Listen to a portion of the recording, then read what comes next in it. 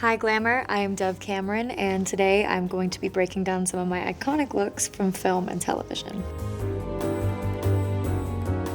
Okay, Liv and Maddie from 2013 to 2017. I wore obviously a lot of clothing because I played both roles. And wardrobe was a very important part of the show because it differentiated the girls as much as the different wigs did. Oh, spoiler, I wore wigs throughout the whole show. Maddie's in her chucks and jeans and like a little tank top and little button up. Liv is in her just above the knee skirt and button up and little tiny belt and always in heels. I think that like a big differentiation between the girls was that Liv was basically always in heels, which is kind of crazy if you think about it. Like a high school student just like every day in these like massive platforms. Hello, sparkly red wedge number 26. But that was actually a funny thing that I saw online for years was they're like, no, of course they're not played by the same girl. They're totally different heights. I always thought that was so funny. Maddie always had these little M earrings in, and Liv had these little L's. And I actually, I think I just stole these. But I have the little Maddie earrings.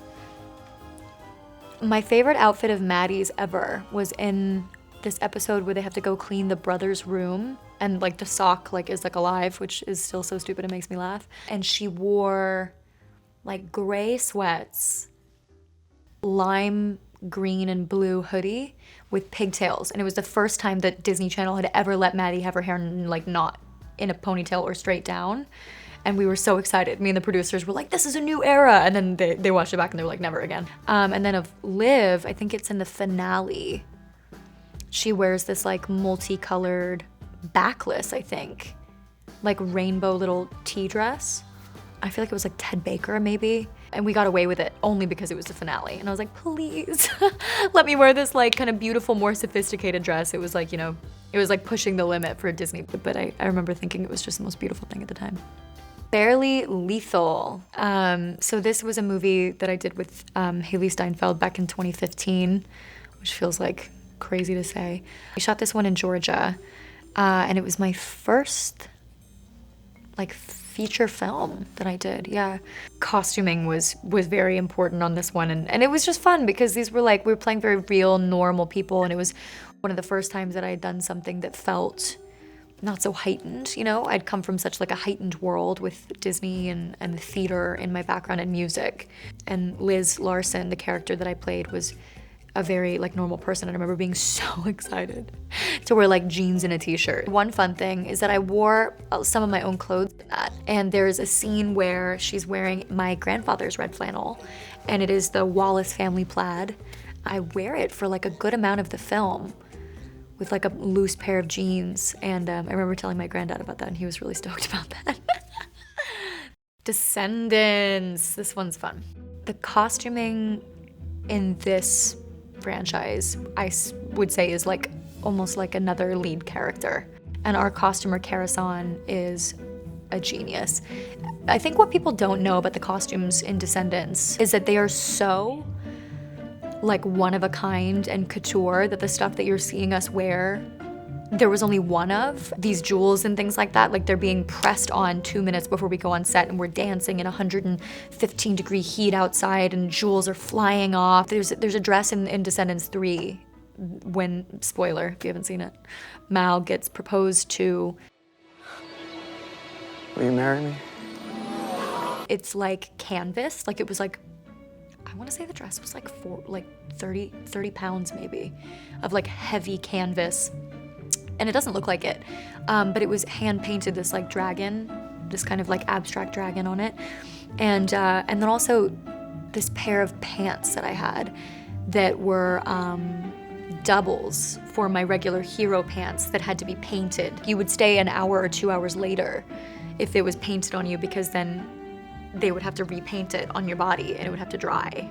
This is Maleficent's magic ring. Don't look too closely because it's like really not, this is literally glue. But for our purposes, it was great because if we're dancing and it flies off, you know, we had like 5. And then this is Mal's dance version. You can see because it had to be pinned to my wig. This is her version when she's dancing in the finale of Descendants 3, I believe, when she becomes queen. Blinged out. Hairspray Live! This is one of my all-time favorite projects in terms of costuming. They did such a brilliant job at this. So many of the things that Mary found were real vintage pieces, and it was amazing. I've never wanted to keep clothes more. Amber's clothes specifically were so beautiful because they were that kind of like very princessified, you know, late 50s, early 60s silhouettes. My favorite look of Amber's is barely seen. It's when she goes into the record shop to confront Link, essentially. And it's like this little yellow or orange number. It's got like little pants. It was the only time she's ever in pants, and she's wearing these little like capri pants that were very like proper. And it was just so adorable. All of them were amazing. The little like blue dress that she wears for Mama, I'm a Big Girl Now, beautiful. Mama, I'm a big girl now. Dumplin. I got to play a pageant girl, and the pageant world is something that I have no context of. You know, there's this number that you hardly see, but we spent so much time on it, where we're all wearing this like very Texan, patriotic red, white, and blue outfit with like a cowboy hat, like these tiny, tiny little like almost like comedically small cowboy hats, and doing this choreographed number in the background of a scene. I also really feel like these feel like real people in a real small town who like really do this. Like that was something that I think was highly important to her. And so you see them go from obviously these like very distinctly pageant looks to when they're doing the dance routine, like they're just in their shoes and their sports bras. Yeah, I love it. Clueless is definitely a standout for me in terms of wardrobe. Wearing Cher's iconic look was unbelievable, a dream come true. I've never had so much yellow plaid in my life. And it was also wild because the clothing not only was obviously handmade and made for us and so specific to the movie and to the style and to the character, but also had to be practical.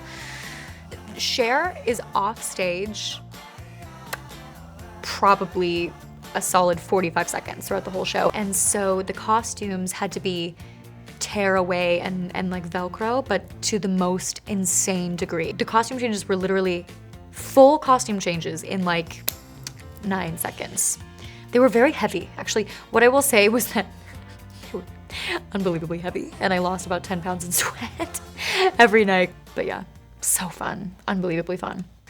Agents of S.H.I.E.L.D. This was a fun one because I think that this is sort of like my dream wardrobe. When I saw what I was gonna be wearing for Agents of S.H.I.E.L.D., I think I might have cried from joy.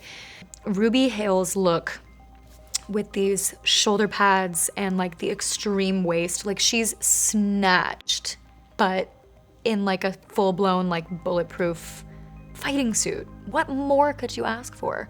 Combat boots and a weapon? What? Come on, dude. Insane. And I think what's also really iconic about Ruby was her like blunt platinum blonde hair that is quite severe, and that really aided the character. Kill those two. This one's mine.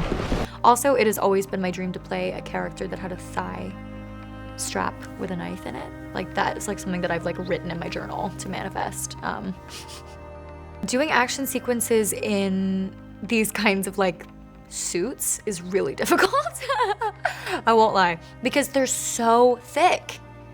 Like they add like about 8 pounds. They're unbelievably difficult to move in. Schmigadoon 2021. Schmigadoon is probably my all-time favorite like foray into like iconic costuming and period pieces. The looks were brought to life by Tish Monahan, who I love, and all of these looks were made from scratch. Barry, our director, his vision come to life was just executed so brilliantly. We had endless tests down to like the exact shade of lipstick and the exact like centimeters of where, how to best emphasize the ample cleavage, and like every woman that you see on camera besides Cecily is wearing a corset. And we would all walk around being like, can someone undo my corset? You know, I think that Betsy's character in general, they wanted her to be so voluptuous, so womanly, but then at the same time, very untouched. But I'm I'm gonna wait till I'm upright. Kind of like docile, you know, the iconic pigtails that like are a telltale sign of like youth and femininity and innocence, and then like these, I mean, my chestal region was a whole other character in this show, and we just kept amping it up. We were like, more cleavage. It was so funny. And we were like, lower lines. Thank you, Glamour. It has been so fun revisiting some of these iconic looks with you, and I will see you next time.